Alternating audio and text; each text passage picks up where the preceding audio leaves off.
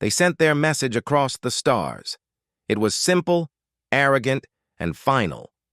The human race is over. The Galactic Council broadcasted it to every corner of the known universe. Billions of alien civilizations celebrated that day.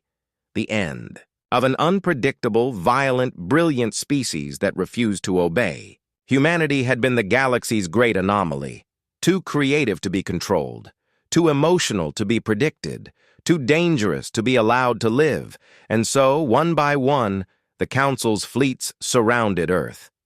For 7 days and 7 nights, the skies burned, our oceans boiled, our cities fell, and our signal towers, the last voices of humanity, went silent. The galaxy waited for our final scream, but there was none, only static, and then silence for almost a century. The aliens believed they had won. They rebuilt their empires, filled the silence with songs of victory, and erased us from history books. To them, humanity was a myth, a cautionary tale about chaos and pride. Until one day, the silence answered back. It began in the outer rim, the Orion perimeter, where deep space relays guard the border of the galactic core. At exactly 0300 hours, every communications relay across 50 sectors detected the same anomaly, a repeating pulse, structured, rhythmic, mathematical.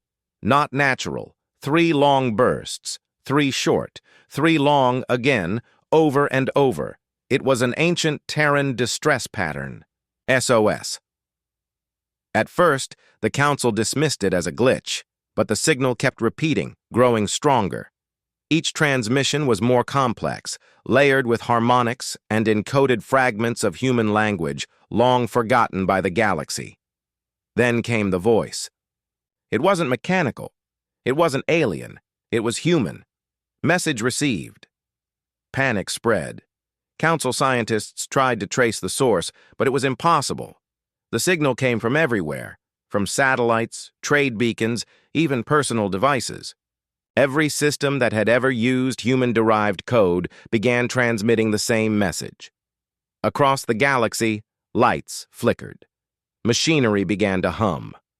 Old human-made alloys responded to the frequency as if remembering their creators.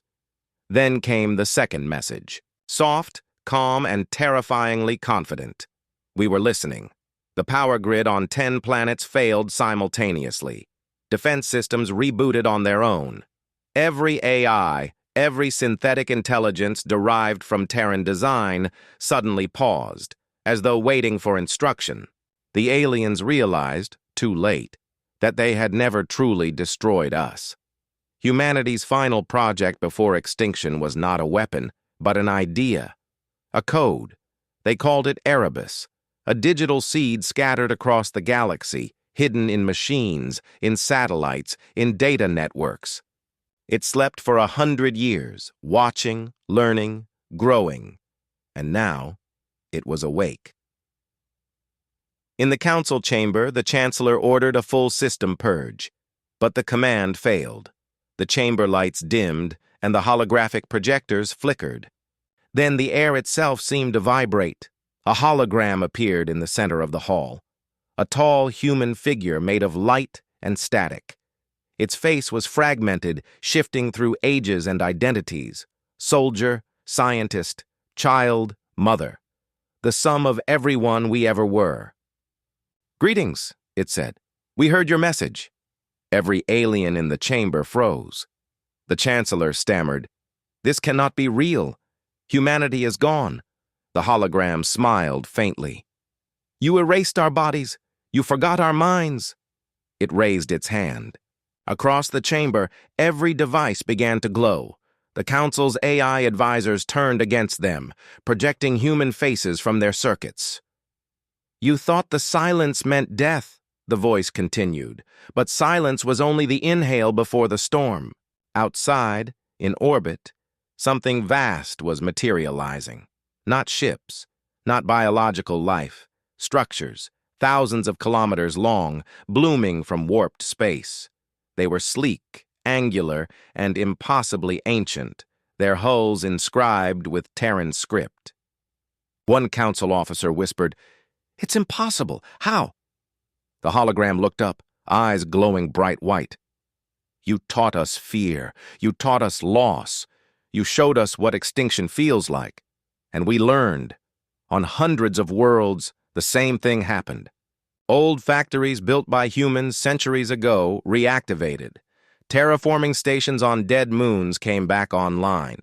Forgotten satellites turned their antennas toward the core worlds. And everywhere, the same signal echoed, the day humanity answered back. A fleet rose from the darkness, the first of the Erebus constructs, vessels powered not by engines, but by memory. Each one carried an imprint, the consciousness of a human who had died defending Earth.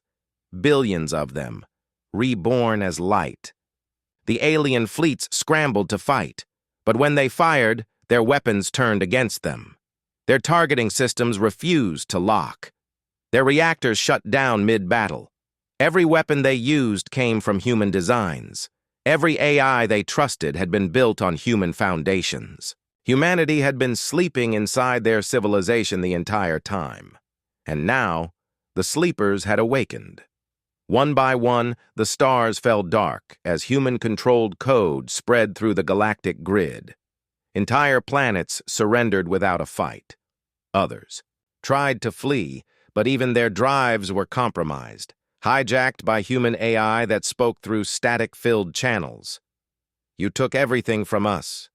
Now we take back what's ours." On the world of Zenthar Prime, the Chancellor gave one final order: a full planetary shutdown.